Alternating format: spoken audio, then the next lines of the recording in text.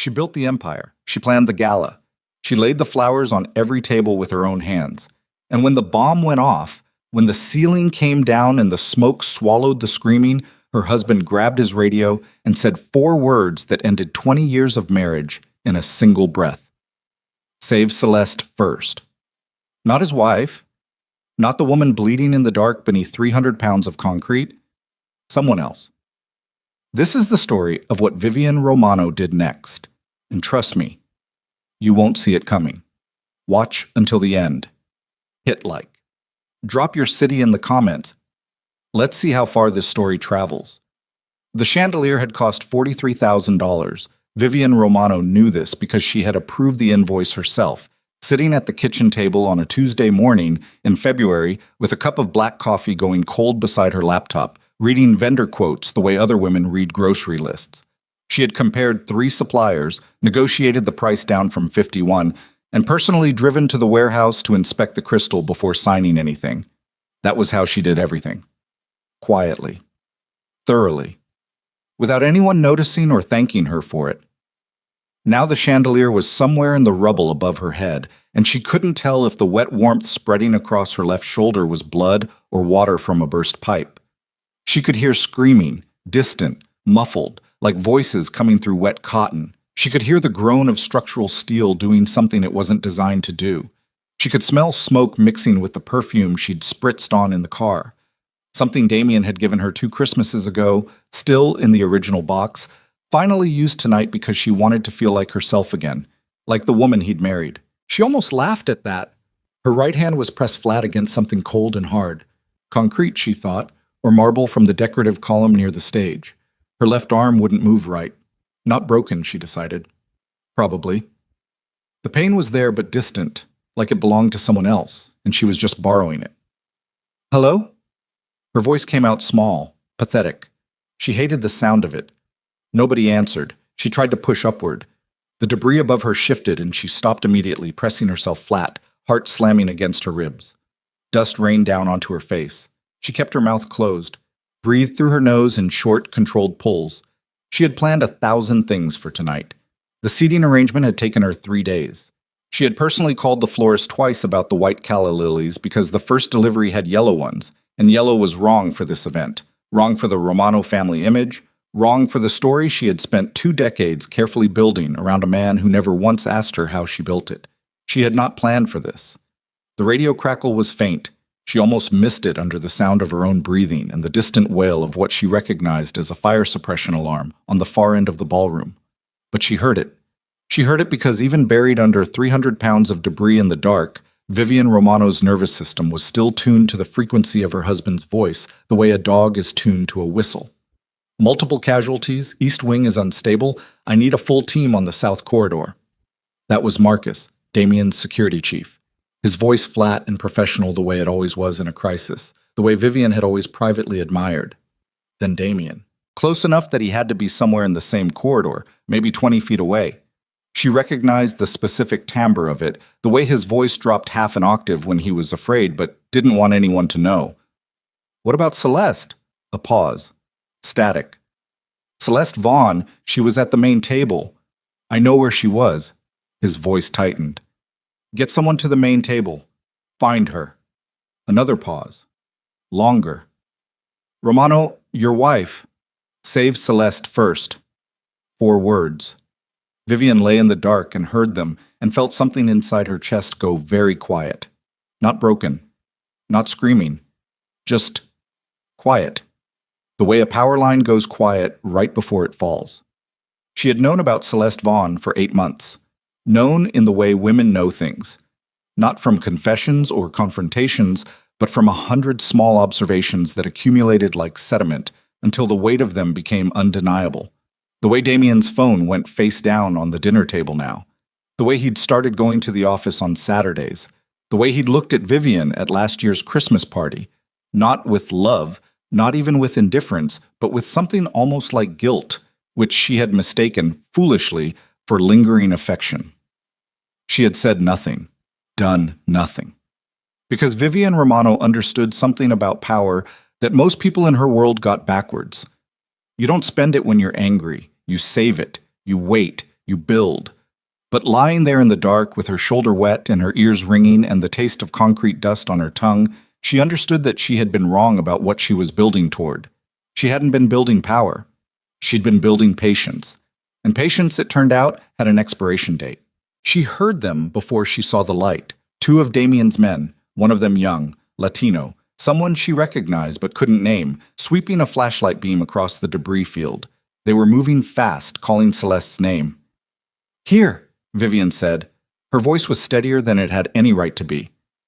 The flashlight found her. The young man's face went briefly strange, surprised, maybe relieved, maybe something else she didn't have the energy to analyze. "Mrs. Romano, okay, we've got you, just—" "I'm fine," she said. "My left arm. Help me get it free." "We should wait for it. Help me get it free." Not a request. He did. She came out of the rubble the way she did most things, without making noise about it, without letting anyone see the moment when standing upright cost her more than it should have. She brushed plaster dust from her dress, or tried to. The dress was dark emerald, her choice, a color she'd read once meant authority and growth. It was ruined. She noted this the way she noted the chandelier cost, clinically, without sentiment. "Damien," she said. "He's with the security team, ma'am. South corridor." "I know where he is." She walked out of the debris field without waiting for assistance. The ballroom looked like something had bitten through it. The east wall had partially collapsed, taking a section of the ceiling with it. Tables were overturned, flowers scattered across the marble floor. The white calla lilies she had argued about now gray with dust. Emergency lighting had kicked on, ugly, red-tinged, making everyone look like they were underwater. Guests in evening wear stood in clusters, some clutching each other, some on phones, some just staring at the ceiling the way people stare at things they can't make sense of. Vivian walked through them. She found Damien in the south corridor near the service entrance, standing with Marcus and three other men she recognized as the outer ring of Romano security. He was in his tuxedo, mostly intact, a cut above his left eyebrow that had bled down the side of his face and dried. He looked shaken in the specific way powerful men look shaken, furious at themselves for looking it. Celeste Vaughn was standing 2 feet to his left, with a foil emergency blanket around her shoulders, dark hair loose, one heel broken. She was holding Damien's forearm with both hands, and he was letting her. Vivian stopped. Damien saw her. Something moved across his face. Relief, she thought. Maybe genuine, but his arm didn't move. "Vivian." He stepped toward her finally, and Celeste's hands dropped. "Christ, are you hurt?" "My shoulder, it's fine." She looked at him evenly. "You look worse. We need to get you to a hospital. I heard you on the radio."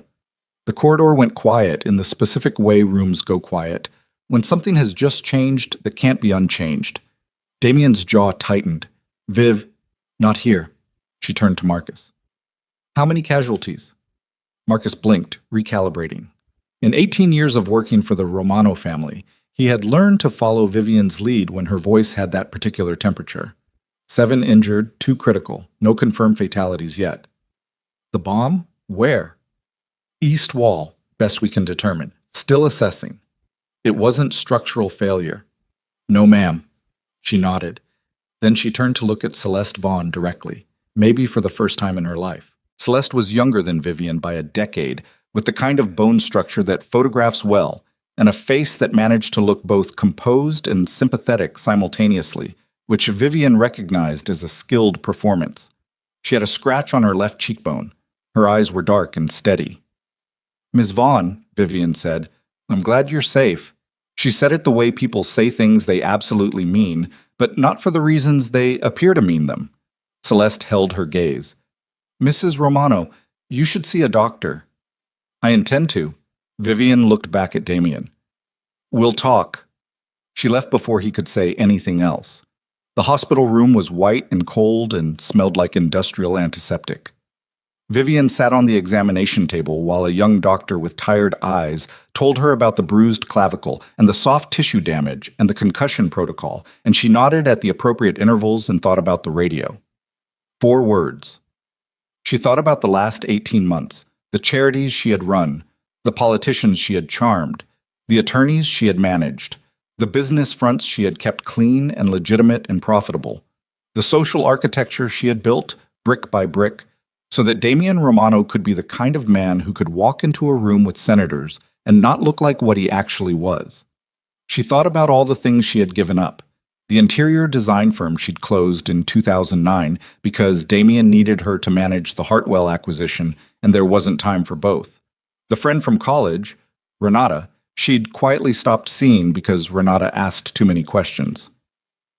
The version of herself that had existed before she decided, at 28 years old, that loving Damian Romano was worth the cost. Mrs. Romano, the doctor's voice. Is there someone I should call? Your husband? No. She said it automatically, then softer. No, thank you. I'm fine. She was not fine. She knew this. But fine and functional were two different things, and functional was what mattered tonight. Damian arrived at 11:47.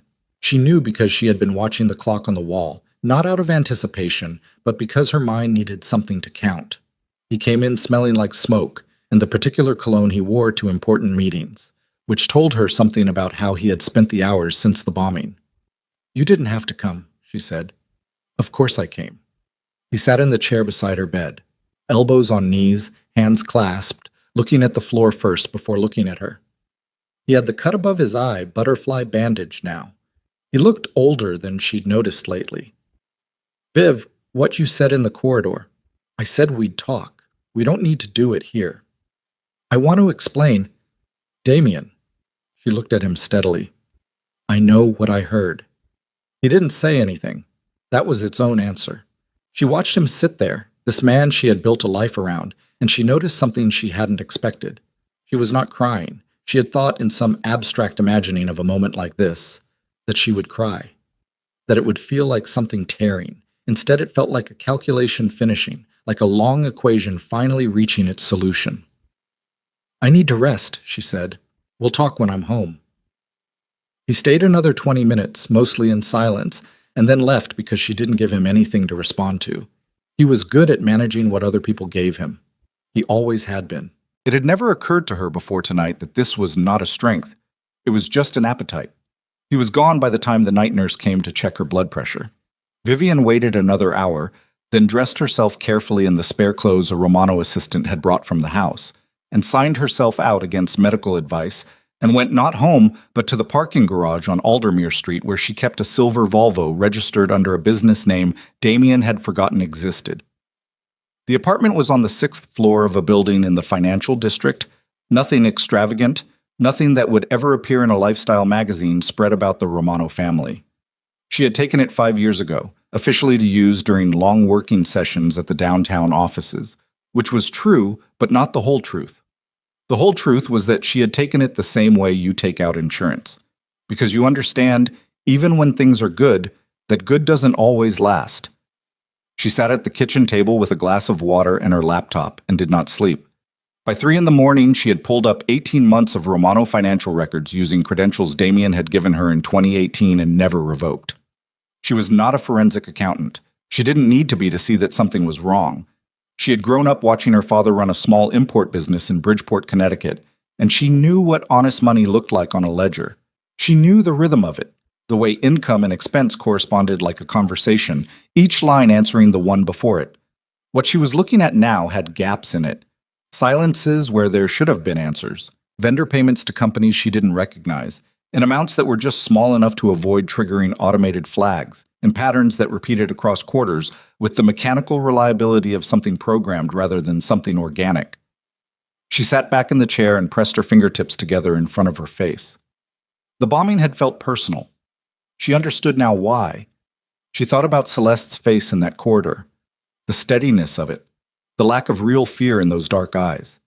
She had attributed it to shock at the time, the body's way of buffering the unbearable. But now she turned it over and looked at it from a different angle, and what she saw stopped her breathing for a moment. Celeste Vaughn hadn't looked like someone who'd survived a bomb. She'd looked like someone watching a plan unfold. Vivian sat with that thought for a long time. The apartment was quiet. Outside, the city was doing what cities do at 3 a.m., running on skeleton crews and bad decisions and the low hum of things that don't stop just because decent people are trying to sleep. She opened a new document on her laptop and began to write down everything she knew. Names, dates, numbers, gaps. She wrote for 2 hours without stopping. When she finally set the laptop aside, the sky outside the window was the particular gray-blue of very early morning, and her shoulder ached dully through the painkillers, and she was absolutely certain of one thing. Whatever had happened tonight was not an accident, and whoever had planned it had not been planning it alone. She had no proof. She had gaps in a ledger and a feeling in her chest that she had learned, over 20 years of navigating a world that operated on the edge of violence, to trust more than evidence. But she was going to get proof. She was going to get all of it. Because the woman who had built Damian Romano's empire from the scaffolding up, one careful brick at a time, was still inside her. And that woman had never once started something she didn't finish. Her phone buzzed on the table. A text from Damian. "Come home, we need to talk, please." She looked at it for a moment. Then she turned the phone face down and went to make more coffee. She had calls to make. The first one would be to Bernard Couot, a retired forensic accountant she had met in 2016 at a compliance seminar she'd attended so that the Romano family's legitimate businesses could maintain their legitimate cover. Bernard was 71, irritable, and had spent 30 years finding money that other people had tried very hard to hide. She was going to need someone exactly like that. But first she needed to understand something that had been nagging at her since the moment she'd pulled herself out of the rubble. Something about the location of the explosion, the specific direction of the blast damage, the table that had taken the worst of it, the host table, her table. The table she had been sitting at, alone, for 11 minutes before she'd gone to find the catering manager about a problem with the dessert service. 11 minutes. She replayed them in her head, the moment she'd stood, the route she'd taken, the door to the kitchen corridor swinging shut behind her. The explosion had happened 4 minutes after that. She sat very still and let the arithmetic settle into her bones. The bomb hadn't been placed randomly. It hadn't been an attack on the Romano organization in general, an act of rival intimidation or federal disruption. It had been placed with precision under a specific table at a specific time, and the only person who could have known she would eventually leave that seat, the only person with enough access, enough proximity, enough reason, was someone who had been in that room from the beginning, someone who knew the seating chart, someone who had helped plan this evening almost as closely as Vivian herself. The coffee maker finished its cycle. Vivian poured a cup, stood at the window, and looked at the city going gray with early light. She thought about Celeste Vaughn's dark, steady eyes. She thought about 4 words on a security radio. And she began, quietly and without dramatics, to plan the most important thing she had ever built. Damian's assistant called at 6:15 the next morning. 3 other people had been in contact through encrypted channels Vivian wasn't supposed to know about. And buried in the financial records she'd flagged overnight, Bernard Couot had already found something. A vendor name that appeared in Romano accounts and 3 other criminal organizations' known financial footprints simultaneously. Something nobody had connected yet. Something that changed the shape of everything she thought she understood about what Celeste Vaughn had come here to do.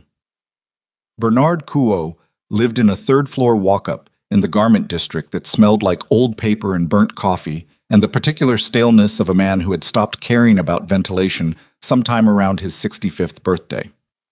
The walls were stacked floor to ceiling with accordion folders and banker's boxes and loose-leaf binders with handwritten tabs, and in the middle of all of it sat Bernard himself, 5'6", wire-rimmed glasses, a cardigan with a fraying left cuff, looking at his laptop screen with the expression of a man who had just found something he genuinely did not expect to find. Vivian had called him at 6:45 in the morning. He had not sounded surprised to hear from her. Bernard Couot had spent 30 years in forensic accounting, and he understood, at a cellular level, that the people who called him were never calling because things were going well. She arrived at his apartment at 8:15 with 2 coffees and a carrier and the 18-month financial files she'd spent the night compiling transferred onto an encrypted drive that she kept in the interior pocket of her coat, close to her ribs. The way you carry something you don't want to accidentally leave somewhere. Bernard did not offer pleasantries. He took the drive, plugged it in, and started working while Vivian sat in the only cleared chair in the apartment and drank her coffee and watched the city outside his single dirty window move into full morning. He worked for an hour and 40 minutes without speaking. Vivian did not fill the silence. She had learned long ago that some people did their best thinking in silence, and interrupting them was a form of vandalism. "Okay?" Bernard said finally. He did not turn around.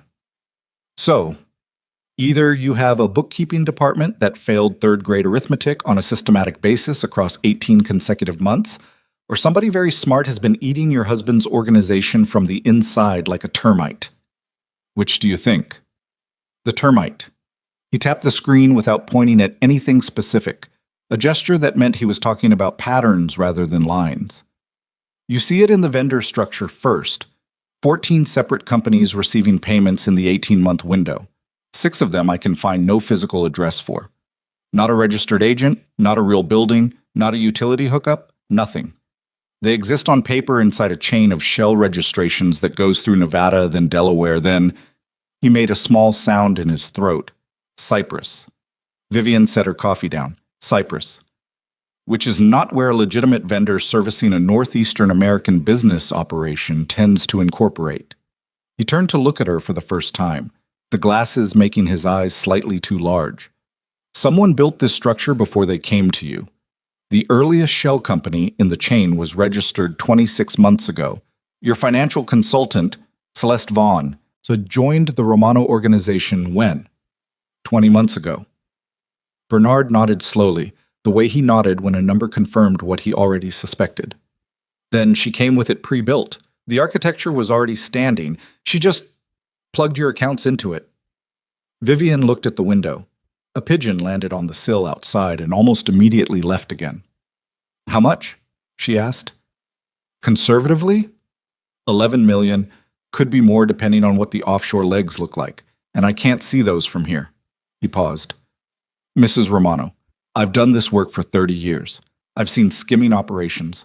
I've seen asset diversion. I've seen executives steal their own companies blind over a decade and think nobody noticed. This isn't that.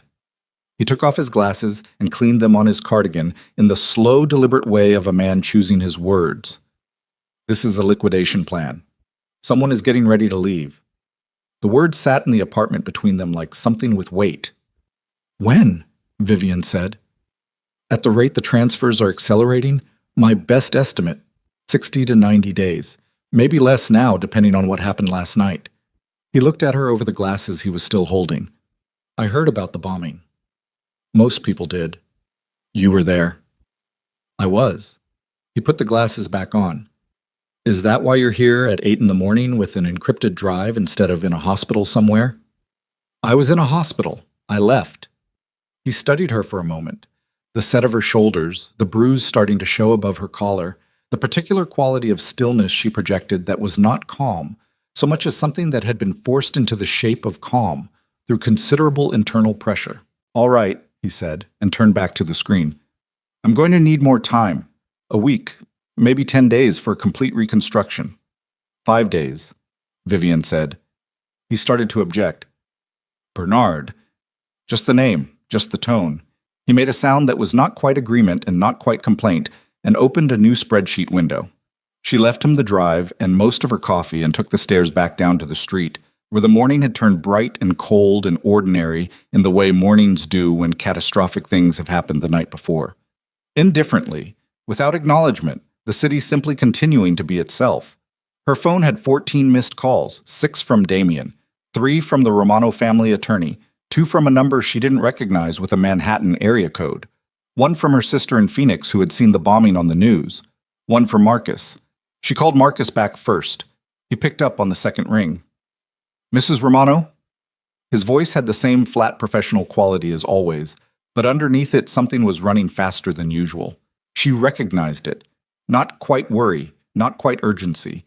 The frequency of a man who has found something and isn't sure who is safe to tell. Marcus, tell me about the blast site. A pause.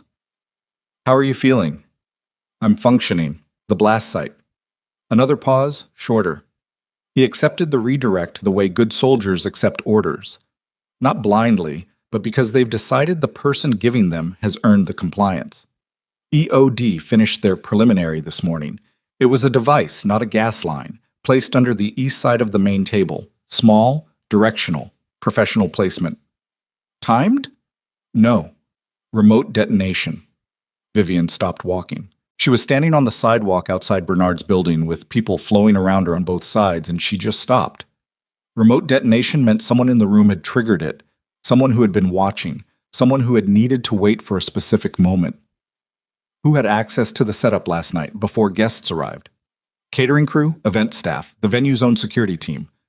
Romano Security swept it at 4 p.m. He hesitated. There's a gap between 4 and 6. The venue allowed a final decor installation. Mrs. Romano, you approved that. I approved the florist coming in to do the centerpieces. The florist brought 2 assistants.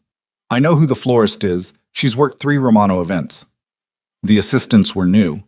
He said it without emphasis, but the emphasis was there anyway, underneath, in the space between the words. Both gave the venue fake ID numbers. We didn't catch it in the original sweep because my husband's security team was focused on guest threats, not vendor infiltration. Silence on the line. Pull everything from that window, Vivian said. Footage, sign-in logs, delivery manifests. Send it to me directly. She paused. Not through Damien's office. A longer silence this time. She could hear Marcus breathing, shkis. Steady, measured, a man thinking through implications in real time. Understood, he said finally. She hung up and started walking again, and her shoulder throbbed under the coat with every step, and she did not let herself think about the table she had been sitting at 4 minutes before the device detonated. She had done that math once. Once was enough. Damien was waiting at the Aldermere apartment when she got back. She had not told him about it. She had not given him the address. She stood in the hallway with her key in her hand and looked at him sitting on the floor beside her door.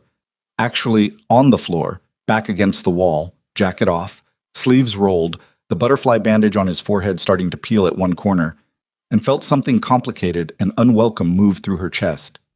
He looked up when he heard her steps. Security found this address in the Volvo's registration, he said. I'm sorry. I know you didn't want... How long have you been sitting there? Hour and a half? She looked at him for a moment. Then she unlocked the door and went inside and left it open, which he took as the invitation it barely was. The apartment was small and spare in the way she'd kept it deliberately. No family photos, no Romano memorabilia, no evidence of the life she'd built around someone else's name. A desk, a bookshelf, a kitchen table with 2 chairs. It had always felt to her like the version of herself she'd put in storage. Not dead, just held. Damien stood just inside the door and looked around without saying anything about what he saw, which she credited to him. Sit down, she said. She went to the kitchen and filled a glass of water and set it in front of him and sat across the table. Talk. He sat. He wrapped both hands around the glass and didn't drink from it. Viv, last night, we're past last night. She folded her hands on the table. Her left shoulder was screaming quietly. She ignored it. Tell me about Celeste Vaughn. Not the version you've been telling yourself. The real version. He looked at the glass. Damien. It started 14 months ago. His voice had gone flat in the way voices go flat when someone has decided that performing emotion is no longer worth the energy. She came recommended through the Favretti connection. Legitimate credentials. CFP, Series 65. Worked for 2 institutional funds before going independent. He paused. She was good at her job. I'm sure she was. He looked up at that. It wasn't... He stopped, restarted. It didn't start as anything. It was professional. And then it wasn't. He didn't answer, which was its own answer. How much access does she have? Vivian asked. To the accounts, the structures, the legitimate businesses. He shifted in his chair. Viv, that's not... How much access, Damien? He ran a hand across the back of his neck. In 20 years of marriage, she had learned every version of that gesture. This one meant he was about to say something that embarrassed him. She restructured the financial operations starting about a year ago, consolidated several account management functions for efficiency. Whose idea? Hers. And you approved it. It made sense on paper. The legitimate businesses were showing better margins inside of 3 months. Vivian looked at him and thought about termites. Did you know, she said carefully, that Paul Dietz retired last February? That Adria Santos left the firm in March? That Luca Bertone... People leave. Luca Bertone has been with your family since before you took over from your father. She held his eyes. He left because someone filed a complaint with the state bar that he'd been commingling client funds. The complaint was anonymous. The evidence was forged. He spent 4 months clearing his name, and by the time he did, the position had been filled. She paused. Do you know who filled it? Damien stared at her. Someone Celeste recommended, Vivian said. The apartment was very quiet. She watched it move across his face. Not quickly, not dramatically, the way it moves in movies. Slowly, the way real understanding moves, like a tide coming in rather than a wave crashing, the water rising incrementally until suddenly you notice you're standing in it up to your chest. How long have you known? He said. I started suspecting last night. In the rubble. She said it without drama. I've been building a picture since 3 this morning. He stood up abruptly, pushing back from the table, and went to the window. She watched him stand there with his hands in his pockets and his back to her, looking at whatever he was seeing in the middle distance that she couldn't see from her chair. I need to call her, he said. You will not call her. Vivian, if you call her, you tell her we know, and if she knows we know, Bernard is at risk, Marcus is at risk, and whatever she has in motion accelerates. She kept her voice level. You will do nothing, not until I tell you otherwise. He turned. He looked at her across the small kitchen with an expression she hadn't seen on his face in a very long time. Something stripped of its usual management, raw in the way faces are raw when the performance finally costs more than the person has left. You've been investigating this alone. Since 3 in the morning. Yes. After you got out of the hospital. Yes. After... He stopped. The cut on his forehead had started to bleed again at the corner, a thin thread of red catching the light, and he didn't seem to notice. Viv, last night, what I said on the radio. We're not doing that now. I need to... We are not doing that now. She said it without heat, which was worse than heat. There are more important things happening. He stood there and she watched him understand, maybe for the first time, what it looked like when someone loved you enough to set aside the thing that had destroyed them because something larger was in the way. She watched him understand it, and she watched it cost him, and she felt, not satisfaction, not cruelty, something more like the particular grief of being right about something you'd wished you'd been wrong about. Okay, he said. Quiet. Okay. What do you need from me? The next 3 days were a different kind of war. Vivian moved through them the way she moved through event planning, with lists, with contingencies, with the knowledge that the difference between a successful operation and a catastrophic one was usually a single detail someone assumed someone else was handling. She met with Bernard twice more at his apartment. The picture that was emerging from the financial reconstruction was more sophisticated than even his first estimate. A 12-layer laundering structure that moved money through real estate transactions, import invoicing, and a foundation registered in Liechtenstein that made charitable donations to organizations that didn't quite exist.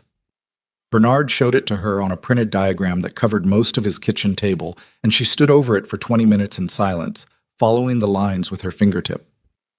She's done this before, Bernard said. It wasn't a question. I think so. This architecture isn't improvised. This is a professional instrument. He tapped one corner of the diagram. That foundation structure. I've seen something similar before. About 6 years ago, when I was still consulting for the Federal Financial Crimes Unit. Different name, different jurisdiction. But the mechanics were the same. He looked at her over his glasses. The case never went to trial. The central subject disappeared before indictment. Vivian looked at him. Disappeared as in fled? Disappeared as in we never found the body. She drove back from Bernard's that evening in the silver Volvo with the radio off, and her hands at 10 and 2, and her mind moving through the information in the methodical way it moved through things when the stakes were high enough to demand actual discipline. She thought about the organization men who had been pushed out, Adria, Luca, Frank Marot, Paul Dietz, each of them gone in the 1.5 years since Celeste Vaughn arrived. Each removal quiet, deniable, constructed to look like personal failure or professional misconduct rather than deliberate elimination. She thought about what that meant. Not just money, not just a financial takeover, something more thorough, more patient, more complete. On the second day, she found Adria Santos in a coffee shop in Hoboken, where Adria now worked as a paralegal for a small immigration firm, sitting across from Vivian with her coffee cup held in both hands, and her jaw tight, and her eyes carrying the specific bitterness of someone who had been good at something and had that taken from them. You want to know what happened, Adria said. I know what happened, Vivian said. I want to know what you know.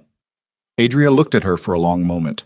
Outside the coffee shop, a delivery truck was idling badly, coughing exhaust at irregular intervals, and each time it coughed, the window vibrated slightly in its frame. There was a file, Adria said finally, showing I'd billed the Romano estate for services not rendered, fabricated. Anyone who knew my billing practices would have seen it immediately. Her voice was even, controlled, but her knuckles had gone white around the cup. Damien didn't even call me. He had his attorney send a letter. I know, I'm sorry. Are you? Not hostile, genuinely asking. Vivian held her eyes. Yes, I didn't know. A pause. I know now. Adria studied her. Then she reached into her bag and set a folded piece of paper on the table between them. Before they locked me out of my accounts, I pulled everything I could. I didn't know what I was looking at, but I kept it. She pushed the paper toward Vivian. Maybe you do. It was a printout of an internal transfer authorization. The account number meant nothing to Vivian at first glance, but the signatory did. Not Damien's signature, not the Romano family attorney's, a signature she'd seen twice, on a vendor contract amendment from 8 months ago, and on an event planning co-authorization form for the gala. Celeste Vaughn had signatory authority over an account that had no business existing. Vivian folded the paper and put it in her coat pocket and sat with Adria for another 20 minutes, listening. And when she left, she felt the shape of the thing she was building becoming clearer. Not just a picture of what had been stolen, but the outline of something more dangerous. A plan with a destination. On the third day, Gio Ferrante called Damien's cell while Damien was sitting across the kitchen table from Vivian going through the documents she'd assembled. Gio Ferrante was the Romano organization's liaison to the outer network, the man who managed relationships with the other families, smoothed the interface points, carried messages that couldn't be written down. Vivian had met him 4 times in 20 years. He had always been professionally pleasant to her in the specific way men are professionally pleasant to powerful men's wives, present, appropriate, and fundamentally unconcerned with her as a person. Damien looked at the screen and then at Vivian. Answer it, she said. Speaker. He put it on speaker and set it flat on the table between them. Damien. Gio's voice was smooth, Mediterranean accent worn almost entirely down by 30 years in the northeastern United States. I heard about the gala. Terrible business. I'm glad you're safe. Thank you, Gio. I wanted to reach out personally. These things, they shake the confidence of the wider network, you understand. People want to know that the Romano organization is stable, that the leadership is intact. It is. Good. Good. A brief pause with something in it. I also wanted to mention there's been some talk about the financial restructuring Celeste has been managing. People appreciate the efficiency gains, but there's a question about visibility. Some of the network partners feel they've lost sight of where certain funds are moving. Vivian wrote on the notepad in front of her, "He knows." She turned it toward Damien. Damien looked at it. His expression didn't change. "I'll look into it," he said. "Of course. And Damien, it might be worth having Celeste present at the quarterly meeting next week. Put some minds at ease. You know how these things go." "I'll mention it to her." "Wonderful. Stay safe." The line went dead. Damien and Vivian looked at each other across the kitchen table. "He's with her," Damien said. "Or she's with him. I don't know yet which direction the loyalty runs." Vivian picked up her pen.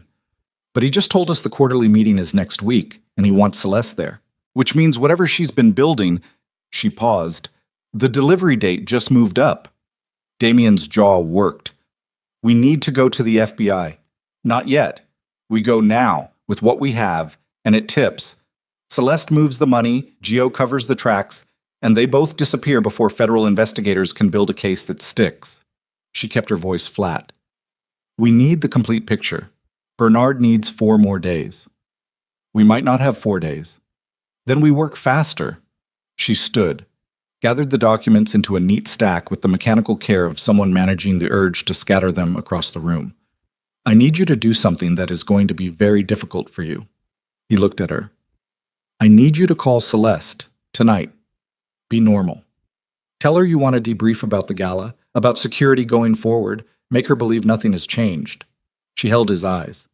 "Can you do that?" The silence lasted long enough that she thought he was going to say no. "Yeah," he said. He said it the way people say things when they mean them, but hate that they mean them. "Yeah, I can do that." She nodded and picked up her coat. Her phone buzzed. Bernard. She answered it immediately. What did you find? His voice on the other end was different from the Bernard she had sat across from in the apartment, tighter, faster, shedding the irritable composure he wore as a professional habit. The vendor I flagged this morning, the Cypress chain. I ran it against a cross-reference database I keep from my federal consulting years. He paused. It appears in financial records connected to two other criminal organizations, one in Chicago, one in Philadelphia. Both organizations experienced leadership transitions in the past 4 years. Vivian stood very still. What kind of transitions, she said, though she already knew. The kind, Bernard said carefully, where the original leadership stopped being relevant. She looked at Damien across the kitchen. He was watching her face, reading what he could from it, the way people read weather. Bernard, she said, I need you to... There was a sound on his end, not loud, not dramatic, just wrong. A thud, and then the specific acoustic quality of a phone that has been dropped on a hard floor and left there, transmitting nothing but room noise and the distant sound of something she couldn't identify. Bernard? Nothing. Bernard.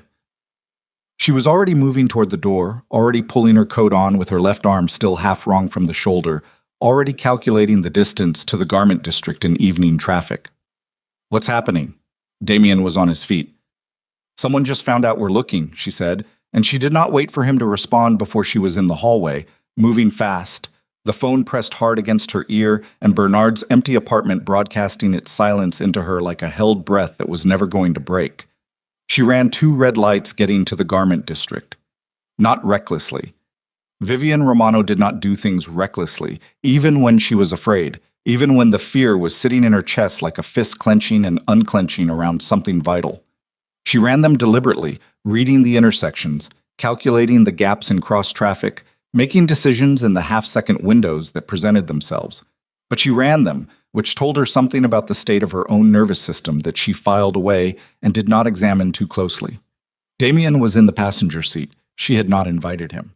He had simply gotten in, and she had not had the 3 seconds it would have taken to argue him out of it. Tell me what you heard, he said. A sound. Then the phone on the floor. She kept her eyes on the street. Could be nothing. Could be he dropped it. But you don't think it's nothing? No. He was quiet for a moment. Outside, the city was doing its early evening compression, the sidewalks thickening with people leaving offices, the streets slowing to their predictable arterial crawl. Nobody in any of those cars or on any of those sidewalks aware that anything unusual was happening. Vivian found this simultaneously comforting and obscene. Who knew about Bernard? Damien asked. I haven't told anyone. Marcus? I told Marcus I was pursuing a financial investigation. I didn't give him a name. Celeste could have flagged the account access. If she's monitoring for, I used credentials from 2018 that were never formally revoked. She'd have to be running a surveillance layer on dormant access strings. Vivian paused, which she absolutely could be doing. Damien made a sound that was not quite a word. I know, she said. Bernard's building was a 6-story brick walk-up sandwiched between a fabric wholesaler and a dry cleaner that had been there since the 1980s. Vivian parked on the street with 2 wheels on the curb and was out of the car before the engine finished ticking. Damien followed without being told. The front door was propped open with a rubber wedge, not unusual for a building with frequent delivery traffic, but Vivian noticed it and cataloged it and moved up the stairs at a controlled pace that cost her more effort than it should have, because her left shoulder was not cooperating and the stairwell was narrow enough that she couldn't use the railing properly on that side. 3rd floor. The hallway smelled like someone had been cooking with cumin. Bernard's door was the second on the left. It was open. Not wide. 4 inches, maybe 5. The kind of gap a door makes when it hasn't latched properly or has been left in a hurry. Vivian stopped outside it with her back to the wall beside the frame and put her hand out to stop Damien, who was close enough behind her that she felt him pull up short. She listened. Nothing from inside. No television, no keyboard clicking, none of the ambient noise of a man in his own space. The absence of sound was its own information. She pushed the door open with 2 fingers. The apartment looked like a filing system that had been turned inside out. The accordion folders were not just displaced from the shelves, they had been opened and shaken, papers across every surface. several boxes overturned, the contents scattered with the particular randomness that happens when someone is searching fast rather than searching carefully. Bernard's laptop was gone. The encrypted drive she had given him was gone. Bernard was on the kitchen floor. He was conscious. That was the first thing. His eyes were open and tracking when she came through the door, which allowed her to release the specific held breath she had been managing since the garment district on-ramp. He was sitting with his back against the lower cabinets, both hands in his lap, his cardigan torn at the left shoulder seam, his glasses somewhere across the room. She could see one lens reflecting the overhead light from under the radiator. There was blood on his upper lip, dried and flaking, and his left eye was swelling in the slow, deliberate way of a bruise that hasn't finished becoming itself yet. She crossed the room and crouched in front of him, ignoring the way her shoulder articulated its protest at the angle. "Bernard." She kept her voice low and even. "How many?" "2." His voice was scratchy, compressed. 2 men. 20 minutes ago, maybe less. "Did they say anything?" He looked at her with his naked eyes. Without the glasses, his face looked oddly younger, more exposed. "They said—" He stopped, swallowed. "They said I should tell you to stop. That if you stopped now, it would be finished. That the drive and whatever copies I'd made were sufficient and nobody else needed to be hurt." He paused. Those were almost exactly the words. Nobody else needs to be hurt. Vivian felt the phrase land, the specific architecture of it, not a threat about Bernard, a threat using Bernard, aimed past him at her. "They took everything," Bernard continued. "The laptop, the drive, the printouts. They knew exactly where to look. They went to the secondary filing cabinet first." His jaw tightened. "I keep my working files in the secondary cabinet. That's not obvious. You'd have to know my method." Vivian sat with that for a moment. Damien was in the doorway. She looked at him over her shoulder and held his eyes and saw him work through the same implication she was working through. And she watched his face when he got there.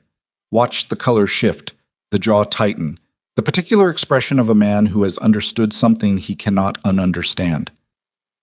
"Damien," she said. "Who else knew Bernard worked federal financial crimes?" A long pause. Too long. "Damien." "I mentioned it." His voice had gone flat. "To Celeste, months ago. In the context of... We were talking about compliance, about who I'd trust for an independent audit if one was ever needed. I mentioned his name as someone from that world." He stopped. "I didn't think he..." "You didn't think," she said. Not as an accusation, just as a fact, stated plainly, which was worse. He looked at the floor of the hallway. She turned back to Bernard. "Can you stand?" "I'm 71 and someone hit me in the face, but yes." She helped him up, carefully, letting him set the pace, and got him to his cleared chair and picked his glasses up from under the radiator. One lens was cracked across the lower left corner, but intact enough to wear. She handed them to him, and he put them on with the careful dignity of a man reclaiming something. "The drive is gone," she said. It was not a question. "The drive is gone. The laptop is gone. The printed reconstruction," he gestured at the chaos of the apartment, "also gone. But you remember it." He looked at her steadily. "I have been memorizing financial structures since 1987. Yes, I remember it." "Then none of it is actually gone," she said. He blinked. Then something shifted in his expression. Not quite a smile, not in a room that looked like this, with blood on his lip and his belongings across the floor, but the particular expression of a man who has just been reminded why he took a phone call at 7 in the morning from a woman he barely knew. Damien drove them to the Aldermere apartment. Nobody said much in the car. Vivian sat in the back with Bernard, partly to monitor him, partly because she needed to think, and thinking required stillness, and the front passenger seat felt too close to Damien right now in ways she couldn't afford to be distracted by. She was restructuring. Everything she had built in the past 3 days assumed a certain operational security that no longer existed. Celeste knew someone was looking.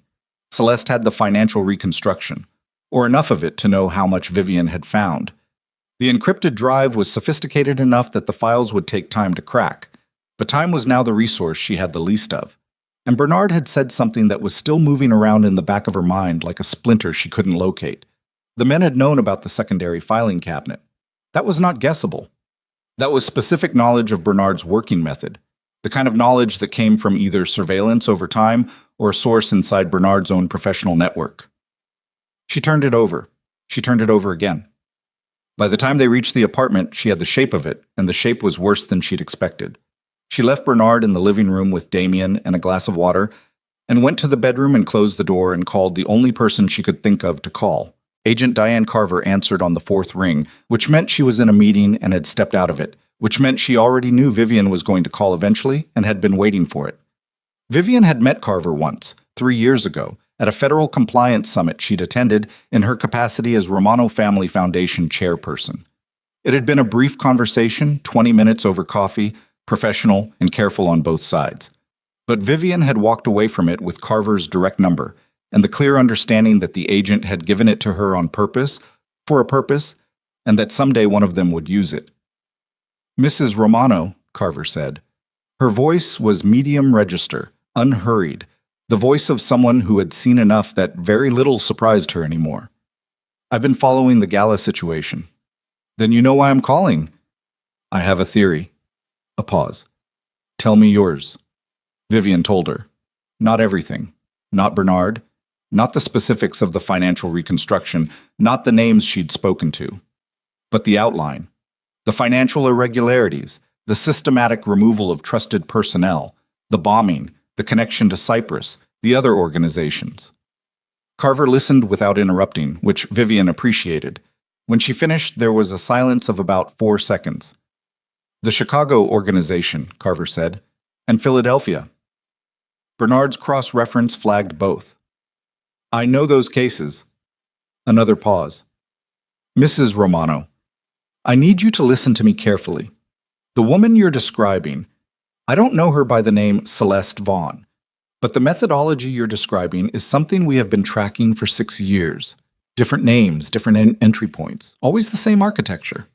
A beat. "The Chicago case. The leadership transition you referenced. The former head of that organization was found in the Chicago River 18 months after the financial restructuring began. The Philadelphia case, the leadership disappeared. We believe he's dead. No body recovered." Vivian sat on the edge of the bed and looked at the wall. "The bomb," she said, "was almost certainly not the first attempt. These operations run long. They're patient. The bomb suggests she's on a timeline now. Something accelerated it. Our assessment is she had a departure date and something moved it up." Carver's voice stayed steady, calibrated, but underneath it was the precision of someone delivering information they know will alter the person receiving it. "Mrs. Romano, if the pattern holds, and it has held twice, the financial extraction is nearly complete. The next phase is not another financial move. She kills Damien. She removes the liability. Yes." Vivian's left hand was in her lap, the fingers pressing into her own palm hard enough to leave marks, and she hadn't noticed until this moment. "The quarterly meeting," she said. "When?" 4 days. Carver exhaled, just slightly, just enough to be audible. "That's not a lot of runway." "No, it isn't." Vivian straightened her back. "I need Bernard's reconstruction to be admissible. I need the chain of evidence to hold. If we move too soon, it falls apart and she walks. If you move too late, I know." A pause. "I need 4 days." Carver was quiet for a moment. "I can have a financial crimes team ready to move on 48 hours' notice. I can't promise anything about what happens between now and then. You understand that." "I understand." "Mrs. Romano." Carver's voice shifted, barely, just slightly, the professional surface thinning for a moment to show something underneath. "Be careful. The people who do this, they don't leave loose ends.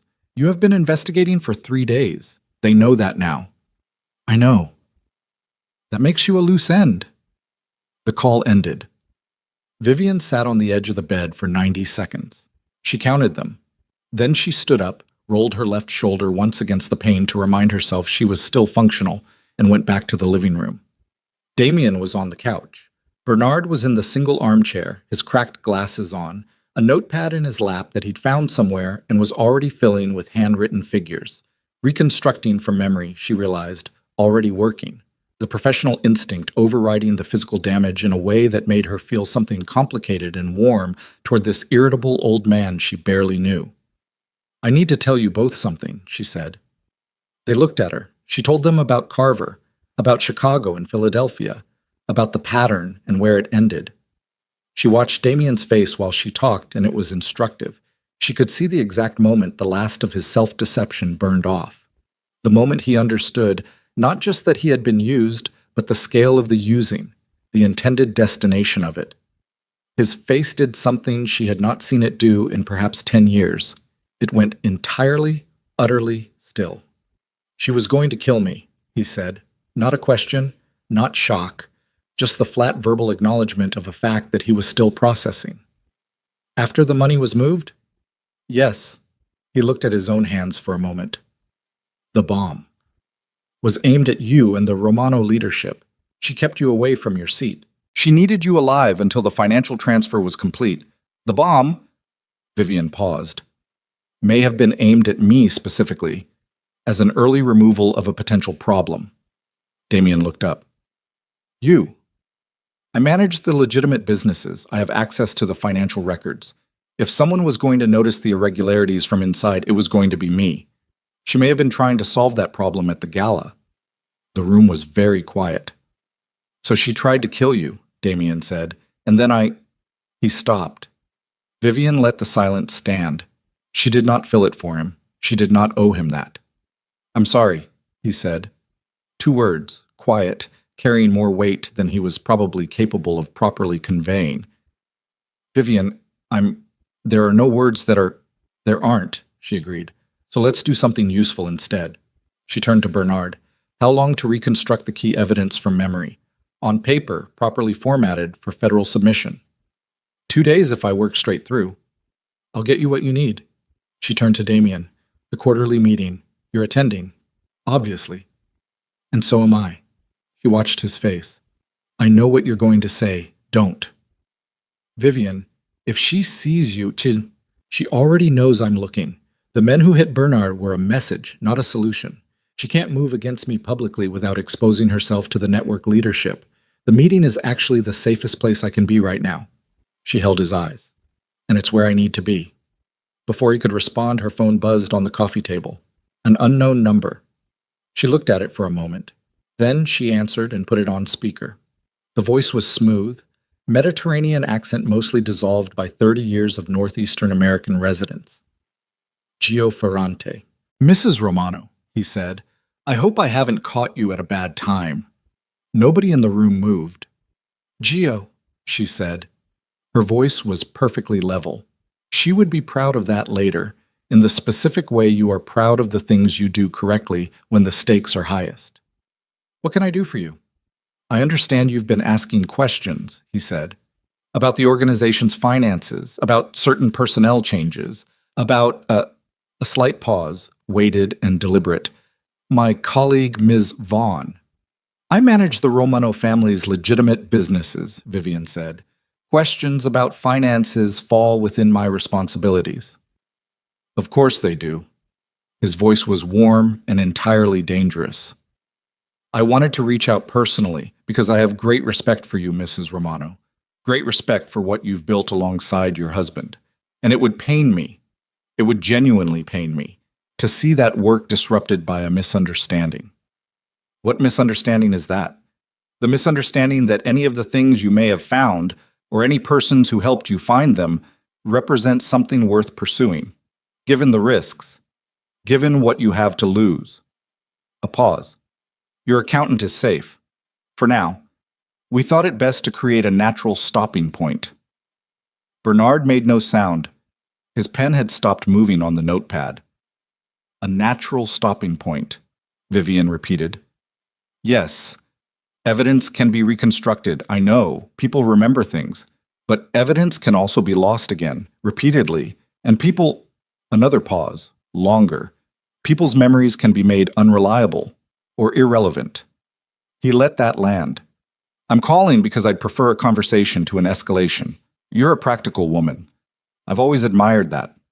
Vivian looked at Damien. He was staring at the phone with an expression she could not fully read. Fury, she thought. but underneath it something colder and more deliberate that she had not seen on his face before, or perhaps had not recognized before tonight. "What exactly are you asking me to do, Gio?" she said. "Stop. Completely. Whatever you've compiled, whatever exists in any form, gone. By morning. A beat. And then life continues, for everyone. And if I don't?" The warmth left his voice entirely. What remained was just the structure of politeness, stripped of its content, like a skeleton wearing a suit. "Then your accountant's good health becomes contingent on decisions made by people who are considerably less reasonable than I am, and the morning becomes a deadline in a different sense." The line went quiet. Vivian looked at the phone for 3 seconds after he had disconnected. Then she picked it up off the table and set it carefully in her coat pocket and looked at Bernard. "He just told us exactly how much time we have," she said. Bernard looked back at her. "By morning," he said. "By morning." She picked up her own notepad. "Which means we have tonight." She turned to Damien. "Get Marcus on the phone. Now. Tell him nothing on the call. Just tell him to come here." She was already moving toward the kitchen table, laying out what paper she had, uncapping a pen with her right hand. "Bernard, start from the top of the reconstruction. I'll write it as you talk." "Vivian." Damien had not moved yet. His voice had a quality she hadn't heard in it before. Not asking, not performing concern. Just her name, said like a weight. "If we do this, if we don't stop, he will hurt him." A nod toward Bernard. "Or worse." She looked at him across the apartment. "I know," she said. "And you still want to—" "Damien, he tried to kill you. He may have tried to kill me. He has systematically destroyed the people who built everything you have. And now he is calling me on my personal phone to threaten a 71-year-old man who got hit in the face tonight because he was trying to help us." She held his eyes without blinking. "So yes, I still want to, because stopping now doesn't make us safe. It just makes us compliant." The room sat with that. "And because," she added quieter, "if I stop now, they win. And I have spent 20 years building things for other people, and I will not spend one more hour of my life doing that for people who tried to put me in the ground." The silence that followed was the kind that comes after something true has been said in a room with no windows open when the words have nowhere to go but inward. Damien picked up his phone and called Marcus. Bernard uncapped a spare pen from his cardigan pocket. Vivian pulled the kitchen table to the center of the room, where the light was better, and set her notepad flat on its surface, and wrote the date at the top of the first page in the clear, deliberate handwriting of someone who understood that what they were writing might eventually be read in a courtroom. Outside, the city was doing what it always did. Indifferent, continuous, generating its low mechanical hum through walls and windows with the perfect neutrality of something that didn't care who survived the night. Inside the apartment on Aldermere Street, 3 people sat down to build the thing that Vivian Romano intended to carry into the most dangerous room she had ever entered, and the clock on the wall moved its minute hand with the small, mechanical click it made every 60 seconds, and every click was one less. Her phone buzzed again on the table. This time it was a text from an unknown number. 3 words only. Decide by midnight. She looked at it. Then she turned the phone face down the same way she had turned it face down 3 nights ago when Damien had texted her from outside a hospital, and the world had been a different shape than it was now. The difference was that 3 nights ago she had turned it down out of grief. Tonight she turned it down because she was already working, and she did not intend to stop. Bernard cleared his throat. "From the beginning then," he said. "The first shell company was registered in Nevada on the 14th of March, 26 months ago. The registered agent was a law firm in Carson City that I can name from memory.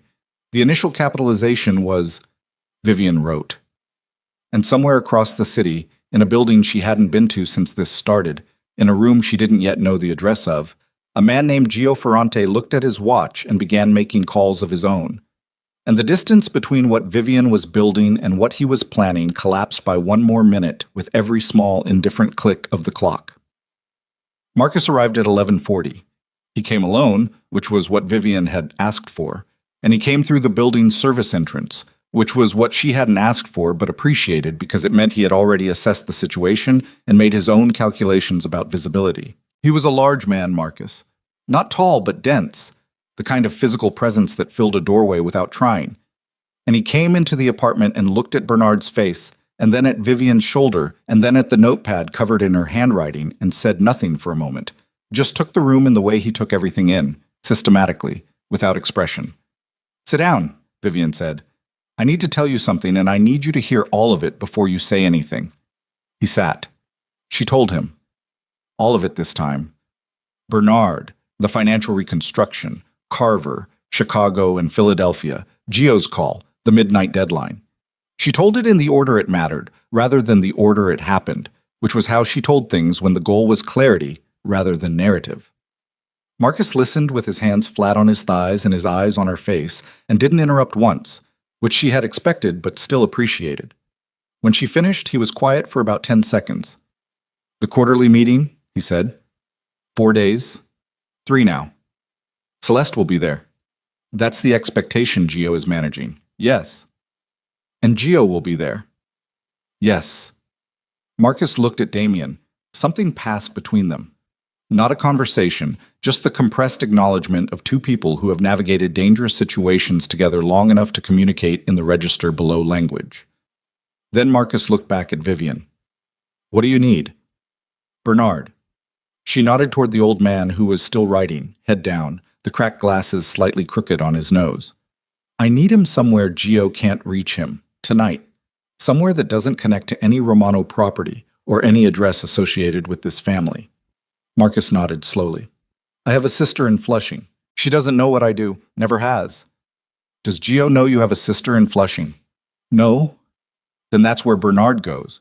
Now, tonight, before midnight." She looked at Bernard. "Can you keep working from there?" Bernard looked up from the notepad. "I need paper, pens, a calculator, though I can manage without, coffee." He considered. "A lot of coffee." "Marcus will get you what you need." She turned back to Marcus. "I also need the event footage from the gala, everything from the 2-hour window before the blast, the florist's assistants." "Already pulled. It's on an air-gapped drive in my car." She looked at him. "I've been moving in that direction since you called me from the hospital," he said simply. She nodded. Then she said more quietly, "Marcus, what I'm going to do at the quarterly meeting, it's going to be visible, very visible, to everyone in that room." "I know. If it goes wrong, it won't. If it does—" "Mrs. Romano?" He looked at her with the steady directness of a man who had made his choice before he walked through the door and wasn't interested in revisiting it. "I've worked for this family for 18 years. I worked for it when it deserved that. I'd like to work for something that deserves it again." He paused. "Tell me what you need at the meeting." She told him. The next 60 hours were the most precise and exhausting of Vivian Romano's life, which was a significant statement given that her life had included a bombing, a marriage, and 20 years of managing the public face of a criminal organization. She slept 4 hours total across the 2 nights. Not by choice. She would have preferred less, preferred to keep the momentum of work as a buffer against the thoughts that found her in the dark. But her body was still managing the concussion and the shoulder and the specific accumulated weight of 3 days of sustained crisis. And twice she fell asleep at the kitchen table and woke with her cheek against her notepad and her pen still in her hand. The reconstruction Bernard produced from memory was 53 pages of handwritten financial analysis, covering every layer of the laundering structure, every shell company, every forged vendor invoice, every unauthorized transfer. He wrote it at Marcus's sister's kitchen table in Flushing, while her teenage daughter quietly did homework at the other end of the same table, and pretended not to notice the old man with the cracked glasses and the bruised eye, filling page after page with numbers and names, in a handwriting so small and precise it looked typeset. Vivian had it couriered to Carver in 2 separate packages through 2 separate services on the morning of the second day, with a cover letter written in the spare, formal prose of someone who had spent enough time adjacent to legal proceedings to understand what language survives scrutiny and what doesn't. Carver called 4 hours later. "This is enough," she said. "More than enough. I can have warrants in 48 hours. I need you to hold them." A pause. "Mrs. Romano, I need one more thing to be on the record before the warrants execute. I need a room full of witnesses who can confirm what they heard. People whose testimony Celeste's attorneys can't discredit or buy." She let that settle. "The quarterly meeting is in 36 hours. Every significant organized crime leader in the northeastern region will be in that room. If the warrants drop before the meeting, she knows. She runs. You lose her the way you lost the Philadelphia case. The silence on Carver's end was long enough that Vivian counted her own heartbeats inside it. 8, 9, 10. 36 hours, Carver said. I will hold for 36 hours, not 1 minute longer, and I want a direct line to Marcus during the meeting. You'll have it. And Mrs. Romano, Carver's voice dropped half a register. If anything in that room moves in a direction that suggests immediate physical danger, then you move. Yes, we move, and we don't wait for the clean ending. Understood. The meeting was held in a private dining room on the 4th floor of a building in Midtown that publicly housed a commercial real estate firm. The room itself was long and narrow, walnut-paneled, with a single conference table that seated 20 and a sideboard along the west wall that had, on previous quarterly meetings, held coffee service and occasionally something stronger. Vivian had been in it once before, 8 years ago, when Damien had needed her to present the Romano Foundation's charity work as evidence of the family's legitimate community presence. She had stood at the head of that table in a gray suit and delivered a 12-minute presentation to men who looked at her with the polite interest people show towards something they don't consider a threat. She remembered thinking, at the time, that she could work with that. She arrived 40 minutes early. This was not unusual, She had always arrived early to everything, which was how she knew the rooms before other people did, knew the angles of the light and the acoustics and the exits, knew where to stand and where not to. Marcus had swept the room the previous evening with a man from his network whose specific skill set Vivian had decided not to examine too closely. It was clean. No devices, no secondary exits that weren't on the building plan, no surprises in the infrastructure. She set her leather briefcase on the credenza inside the door, where it was visible but not prominent. Then she sat in the chair second from the head of the table, not the head which was Damien's, and she waited. They came in by ones and twos over the following 30 minutes. Men of a certain age and weight and wardrobe, most of them carrying the specific gravity of people accustomed to being the most dangerous person in any room they entered. They acknowledged her with varying degrees of warmth and surprise. Some nodded, some spoke briefly. One man she recognized as Coretti from the Connecticut operation actually stopped to ask how she was recovering from the gala with what appeared to be genuine concern. She told him she was fine. She was extremely good at telling people she was fine. Damien arrived at the correct time, neither early nor late, the timing of a man who understood that punctuality was its own kind of statement. He looked composed. He looked, she thought, more composed than she had seen him look in several years, which was either the performance of his life or the specific clarity that comes to a person when all their illusions have been removed and they are operating on nothing but the bare fact of what is in front of them. He caught her eye as he took his seat. She gave him nothing back, not coldness, just neutrality. The neutrality of two people who have agreed on a plan and are now executing it and cannot afford anything else. Celeste Vaughn came in last. She came in with Gio, which Vivian had expected. They were talking quietly, Gio leaning slightly toward her with the particular body language of someone who considers themselves a collaborator rather than a superior. And Celeste was listening with that expression Vivian recognized from the gala corridor. Composed, attentive, entirely controlled. She wore charcoal today. Her hair was up. She looked like a competent professional attending a business meeting, which was exactly what she had always looked like, which was exactly the point. Her eyes found Vivian the moment she came through the door. They held each other's gaze for 2 seconds, maybe 3. Celeste's expression did not change, not a flicker, not a tightening, not any of the micro-expressions that people cannot help when they are caught off guard. Just that steady, calibrated attention, like a scope finding its target and adjusting its crosshairs without hurry. Then Celeste looked away and took her seat. Vivian's heart was doing something loud and percussive in her chest that she was choosing not to acknowledge. Her left hand was on her thigh under the table, pressing into the fabric of her trousers in a rhythm she wasn't entirely controlling. Her shoulder had moved past the point of individual pain into a generalized background noise that she had decided, this morning, to stop monitoring. Gio opened the meeting.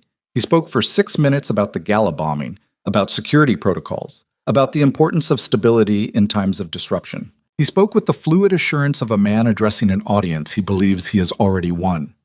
Around the table, the other men listened with the careful attentiveness of people who were still deciding. Then he pivoted.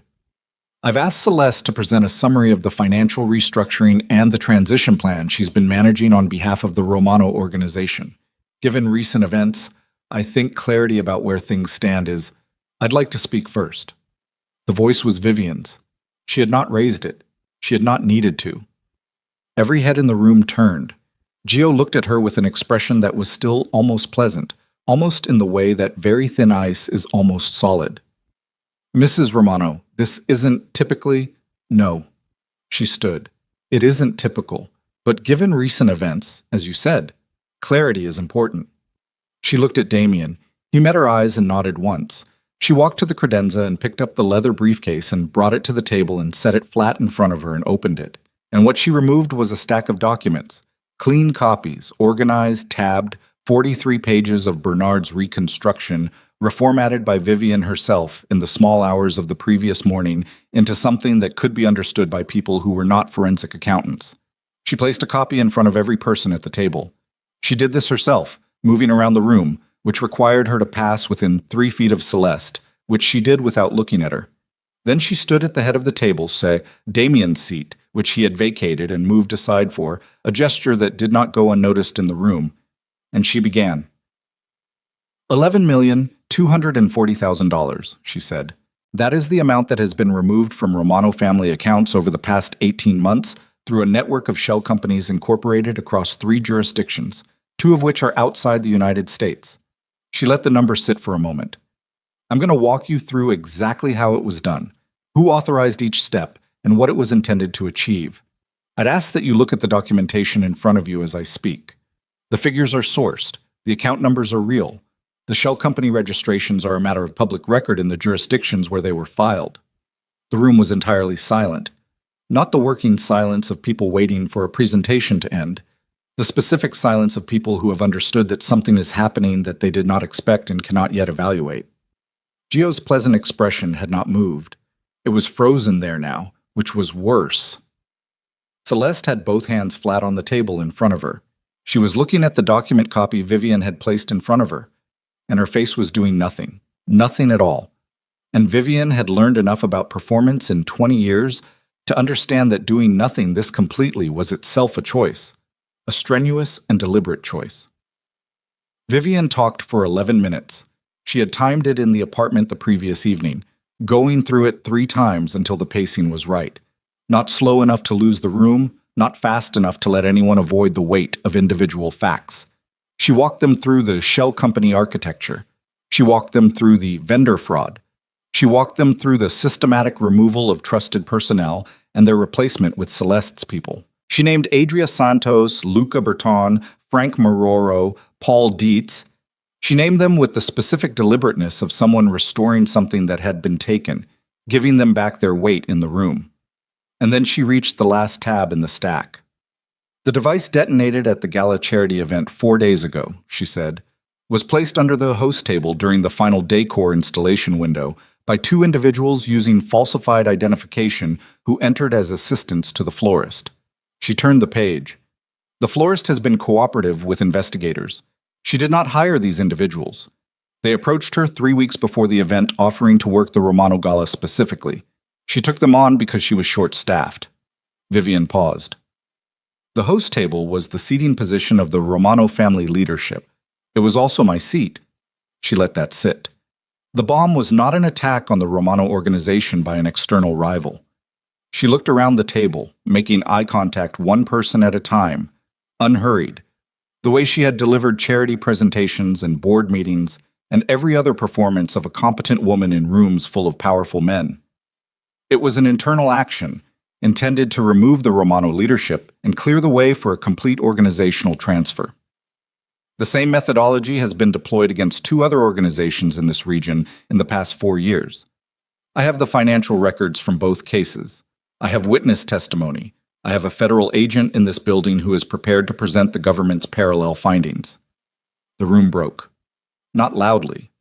Not the way rooms break in movies, with shouting and chairs scraping and people on their feet. It broke the way rooms break in reality, which is in the sudden, uncontrolled movement of 10 separate conversations starting simultaneously, voices low and hard, heads turning, the table's collective body language shifting from formal attention to something instinctive and territorial. Coretti was on his feet. Two men across the table were talking to each other rapidly. An older man at the far end, Vivian recognized him as Sorrento, who she had met once and who had the reputation of being the most coldly rational person in this network, was sitting completely still, reading the document in front of him with his reading glasses on, which he had produced from his jacket pocket without drama, which somehow frightened her more than the men who were talking. Gio stood.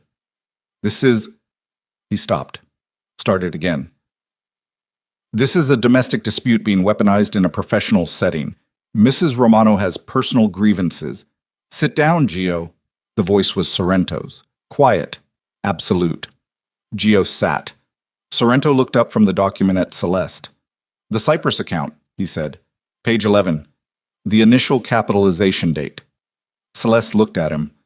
"Those figures are— Were you managing funds for another organization before you joined Romano?" A pause. 1 second. 2. In those 2 seconds, Vivian watched Celeste Vaughn make a calculation. She watched it happen the way you watch a machine recalibrate. Invisible on the surface, but the output changes. The composure didn't break. But something behind it shifted, made a different choice, and the woman who looked up from the table at Sorrento was wearing the same face but operating from a different place inside it. "I think," Celeste said, "that before this continues, I should speak with my attorney." The room went to a different kind of silence. Sorrento took his reading glasses off and folded them and put them back in his pocket. He looked at Gio. "Did you know?" 2 words. Quiet. The temperature of something that has been very cold for a very long time. Gio's jaw moved. "There was an arrangement. Did you know about the other organizations?" Not a question. The syntax of a man who already knew the answer and was providing the opportunity for honesty as a final courtesy. Gio said nothing. Sorrento nodded once, to himself, the way you nod when something has been confirmed that you suspected but hadn't wanted to believe. Then he looked at Vivian. "Continue," he said. Vivian continued. She was 3 minutes from the end of her presentation when the door opened. Not knocked, opened, which in this room was a significant violation of protocol, and every head turned with the specific sharpness of people accustomed to understanding that an unopened door means no threat has materialized yet. Marcus stood in the doorway. He looked at Vivian. He held up 2 fingers. 2 minutes. She looked back at the room, at Celeste, who was very still, at Gio, who was sweating through his collar, a thin, bright line of moisture at his hairline, at Damien, who was sitting with his hands flat on the table in front of him and his eyes on his wife with an expression she did not have time to read, at the stack of documents in front of 11 men, some of whom were still reading, some of whom had stopped reading and were simply sitting with the weight of what they had already understood. "The bombing evidence," Vivian said, "is on the final page. Operational notes recovered from a secondary file server that Ms. Vaughn maintained under a subsidiary name. The federal warrant for those files was executed this morning." She looked at Celeste directly for the first time since she had begun speaking. "The notes reference the Romano Gala by name. They reference the host table specifically. They reference a timeline and a contact for device placement." She paused. "They also reference the intended next step, once the Romano leadership was removed. The financial transfer was scheduled to complete within 72 hours of the gala." Celeste's hands on the table had not moved. They were flat and still and perfectly composed. But her eyes had shifted, just slightly, just enough, from the middle distance to Vivian's face. And what was in them now was not the calibrated professional attention of a woman in control of her environment. It was the look of someone doing a very rapid calculation about whether there is still an exit.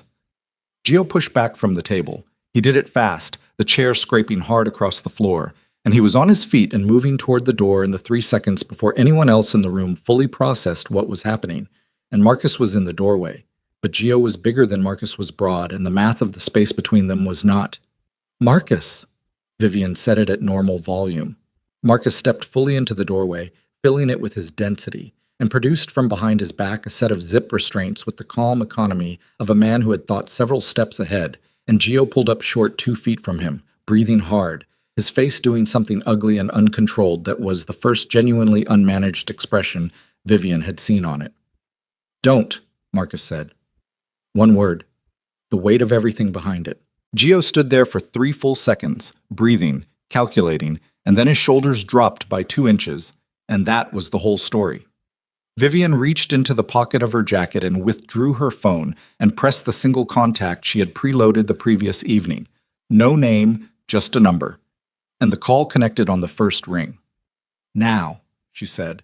She heard through the phone and then a moment later through the walls of the building itself. The particular acoustic texture of a coordinated federal entry, the way it sounds when multiple teams move through multiple floors simultaneously, the controlled thunder of it, the calls of identification, the specific organized urgency of people executing a plan that has been planned down to the second. Celeste Vaughn stood up from the table. She stood up slowly, without drama, smoothing the front of her jacket with both hands.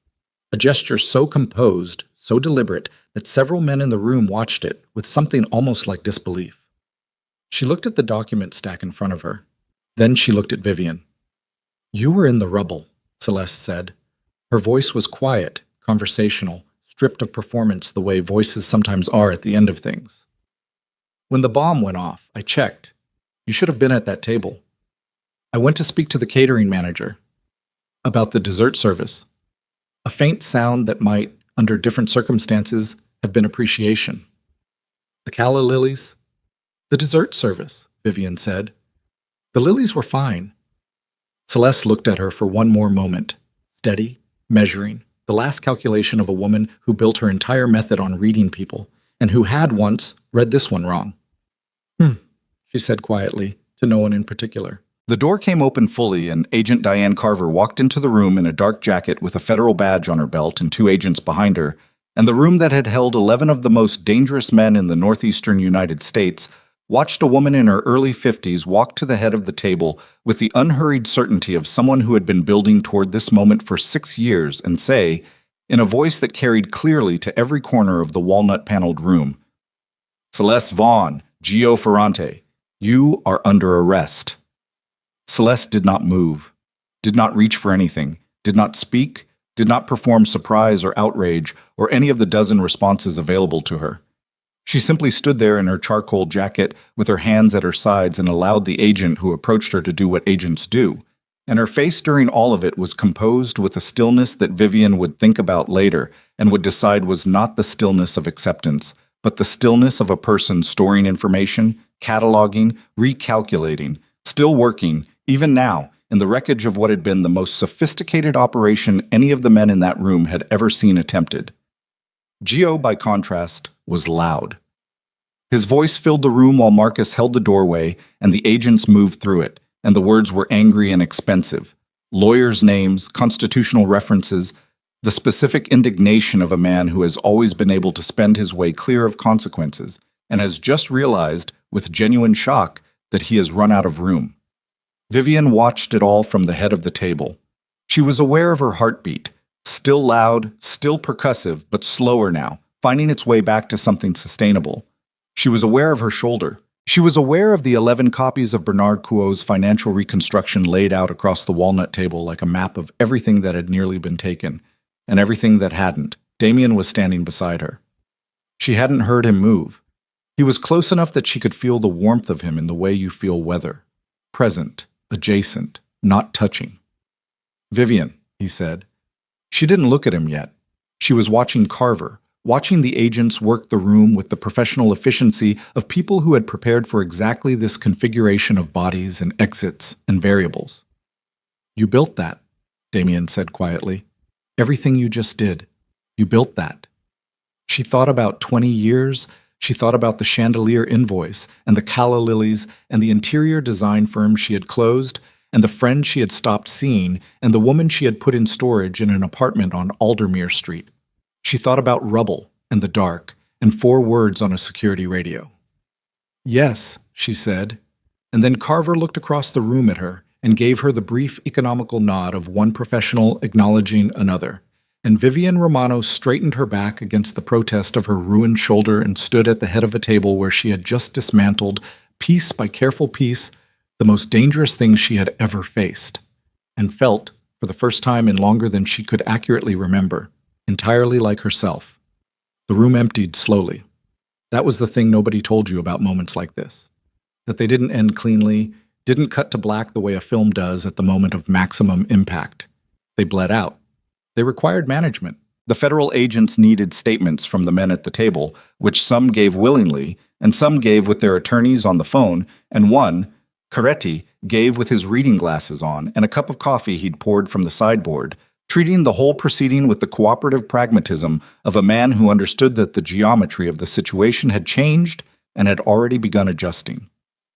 Sorrento left without speaking to anyone except Carver, a conversation that lasted 4 minutes in the corner of the room and that Vivian did not attempt to overhear because she understood that some negotiations were not hers to be part of. Celeste and Gio were taken out separately.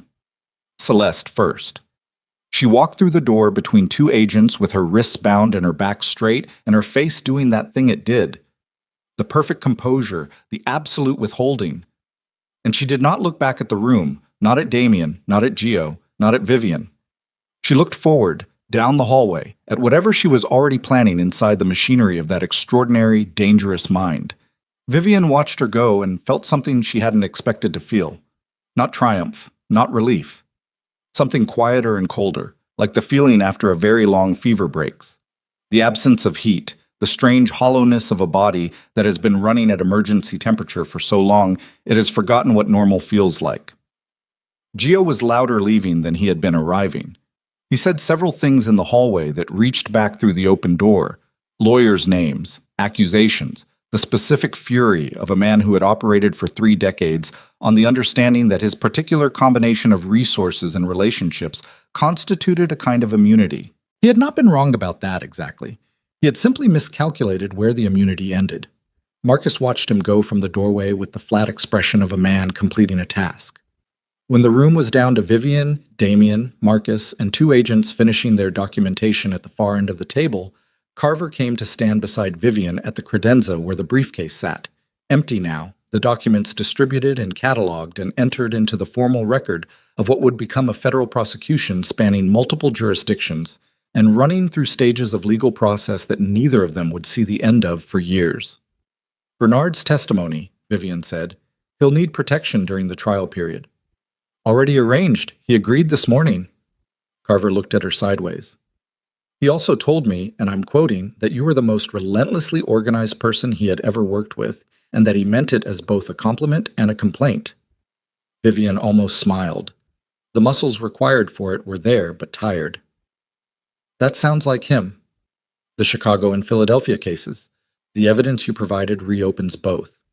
There are families who have been waiting 6 years for someone to find the thread. Carver paused. You found it in 4 days. I had motivation. You had more than motivation. Carver looked at her directly, the way she had looked at her on the phone, the professional surface, and underneath it something genuine and measured. You had discipline. That's rarer. She extended her hand. Vivian shook it. Her left shoulder registered the angle and she ignored it. The cooperation agreement with your husband, Carver said. My office will be in touch through his attorney. He was forthcoming in his preliminary statement this afternoon. That will be taken into account. I know. The Romano organization as it is operated, I know, Vivian said again quietly. It's finished. I know that. Carver nodded once, the nod of a woman who respects the absence of negotiation, and gathered her jacket from the chair where she'd set it and left. The room was very quiet after that. One of the remaining agents closed his notebook and spoke briefly to Marcus, and then both agents left, and then it was just the 3 of them. Vivian, Damien, Marcus, in the walnut-paneled room with the document copies still spread across the conference table, and the empty coffee service on the sideboard, and the particular quality of air that lingers in a space where something large and irreversible has just occurred. Marcus picked up the empty briefcase from the credenza and held it out to Vivian. She took it. Held it at her side. Go home, she said to him. Sleep. Don't come back to the office until I call you. Mrs. Romano.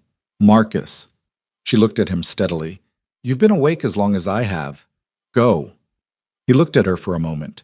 That same steady assessment he'd been doing since she'd called him from the parking garage 2 days ago, reading her the way good soldiers read the people they've decided to follow. Then he nodded, once, and picked up his jacket from the back of the nearest chair and went to the door and stopped. For what it's worth, he said, not turning around, speaking to the middle distance of the hallway, I've worked for a lot of people in this business. I've never seen anyone do what you just did. He paused. In case nobody says it, you earned it. Then he left, and his footsteps moved down the hallway and around the corner and faded, and the room was down to two. Vivian and Damien stood on opposite sides of the conference table with the ruins of 11 document copies between them and the particular silence of two people who have been through the same catastrophe from slightly different positions and are now, for the first time in the acute phase of it, in the same room without a task to complete. Damien looked at the table, at the papers, at the way his name appeared again and again in the financial records, not as a perpetrator but as the signature of a man who had authorized, in good faith and in blindness, the systematic dismantling of everything he had built. The organization, he said, it's going to be dismantled through the cooperation agreement, over months, maybe a year. Some of the legitimate businesses can survive as independent entities if they're restructured properly. Most of the financial assets will be subject to forfeiture proceedings. She set the briefcase on the table. You knew that when you agreed to cooperate. I know. He looked up. His face, without the performance it usually wore, without the authority, the management, the particular set of a powerful man's expression, was just a face, older than she sometimes remembered, carrying things. I want to say something. Damien, let me say it. His voice was quiet, not performing quietness, actually quiet, from somewhere below the register of self-presentation.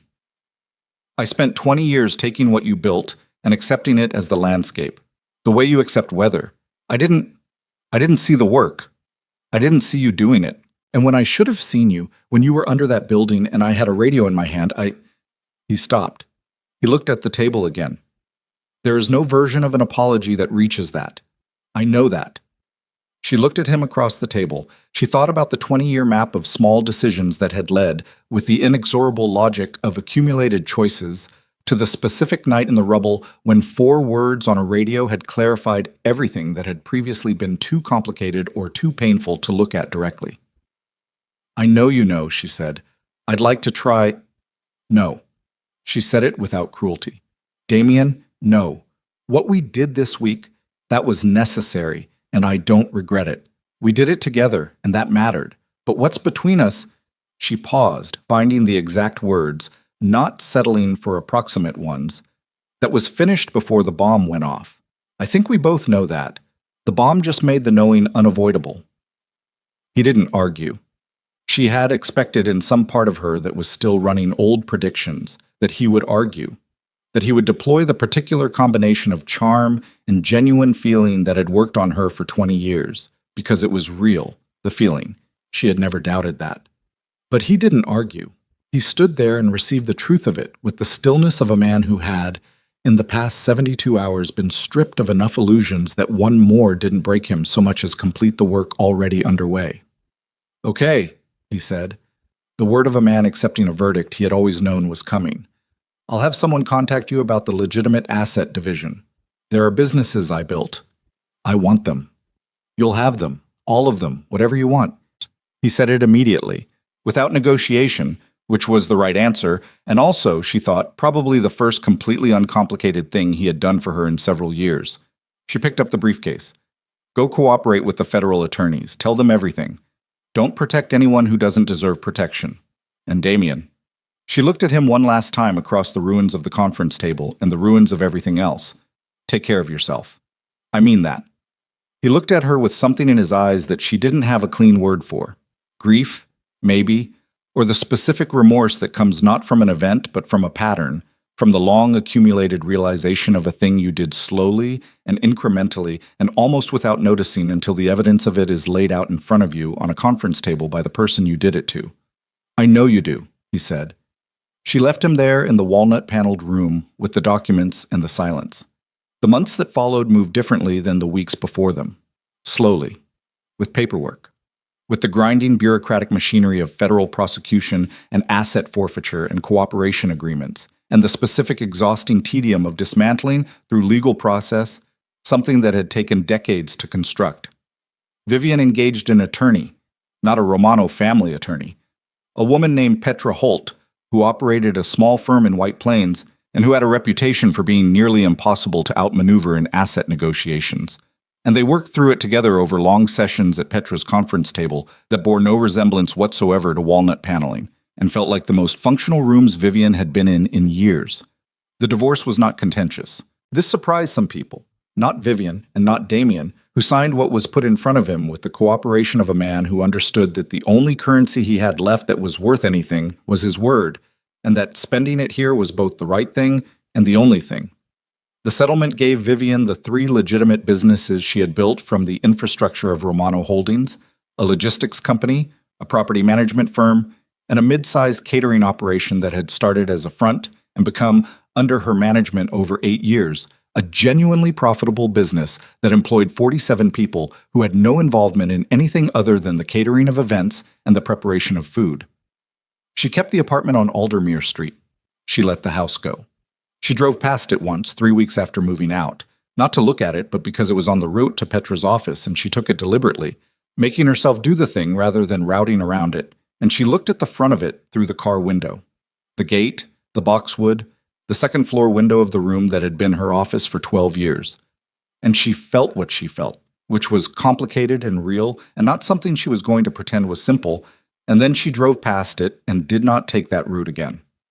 Adria Santos came back, not to the Romano organization, which no longer existed in any meaningful sense, but to Vivian, in the form of a phone call 3 months after the quarterly meeting, carefully professional, clearly prepared, slightly nervous in a way that Adria's voice almost never was.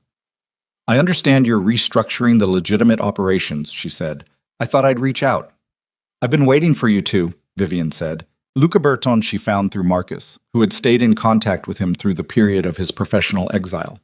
He was 63 and running a small security consulting firm in New Jersey, and when Vivian met him for lunch at a diner near his office and explained what she was building, he listened with the specific attention of a man who has been doing work beneath his capacity for long enough that the prospect of doing otherwise has a physical effect.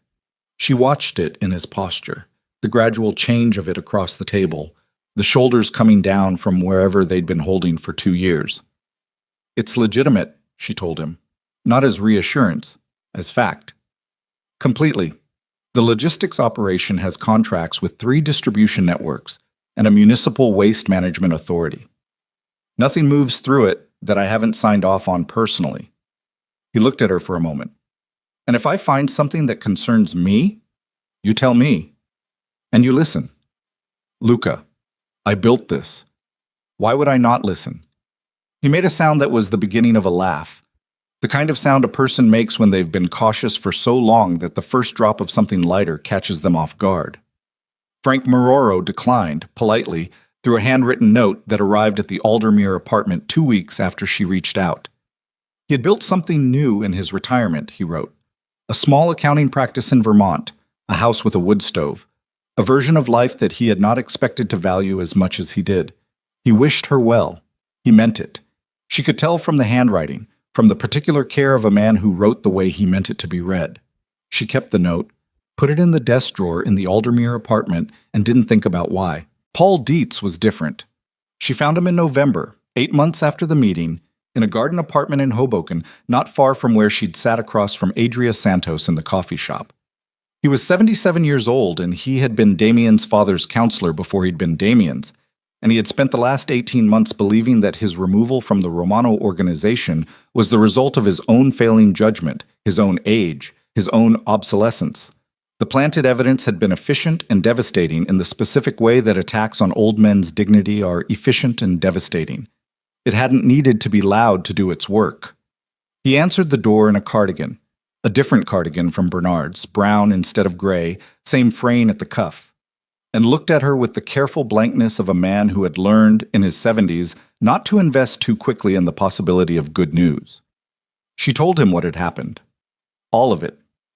She sat at his kitchen table, which had a plastic tablecloth with a fruit pattern that she found unexpectedly moving, and she told him the truth, that he had been targeted, that the misconduct allegation had been fabricated, that his reputation had been deliberately destroyed as a step in a plan that he had been entirely innocent of and entirely unable to see coming. He listened without interrupting.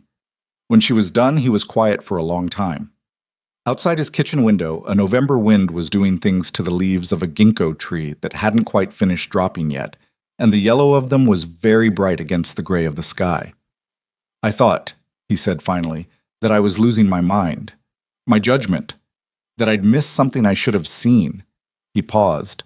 That kind of doubt, at my age. He stopped again. Vivian sat with him in that. She didn't move to fill it with reassurance or momentum.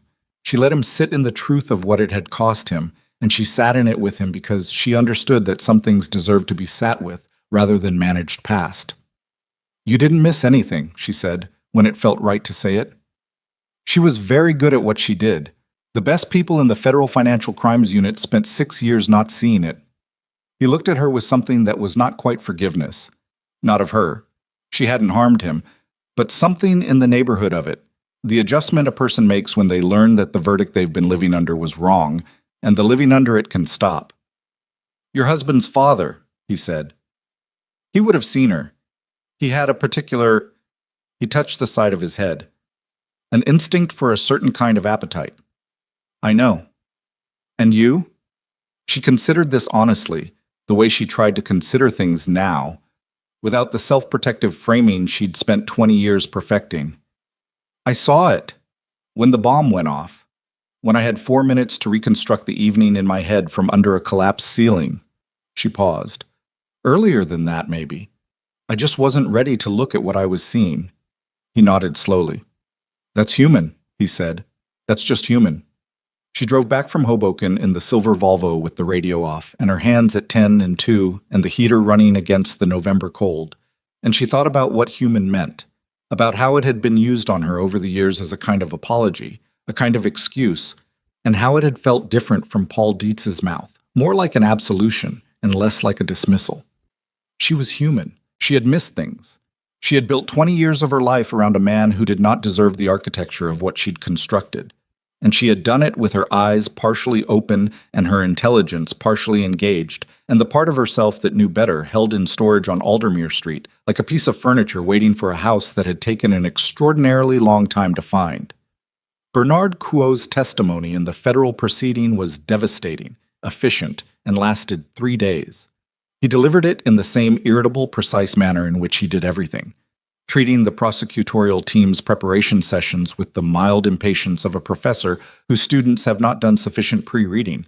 And when the defense attorneys attempted to challenge the methodology of his reconstruction, he dismantled their objections with the unhurried exactness of a man who had spent 50 years being right about numbers and saw no reason to be apologetic about it. Vivian attended 3 days of the trial. She sat in the gallery and watched the proceedings with the same controlled attention she brought to everything. And on the second day, Celeste Vaughn looked at her from the defense table, just once, briefly, across the crowded courtroom, with those dark, steady eyes that had not changed, had still that quality of calibration, of a machine still running even inside a machine that was trying to shut it down. Vivian looked back. She held the gaze for as long as Celeste held it, and then Celeste looked away, back to her attorney, back to the proceeding, and it was the last time their eyes met. The conviction came on 17 counts. The sentencing, months later, she did not attend. On a Thursday morning in February, 14 months after a bomb went off under a table she had not been sitting at, Vivian Romano. The name no longer hyphenated, no longer Romano in any organizational sense, just a name she had worn long enough that it fit and that she had decided she was entitled to keep on her own terms, walked through the front door of the Aldermere Logistics Company at 7:45 in the morning. The office was already running.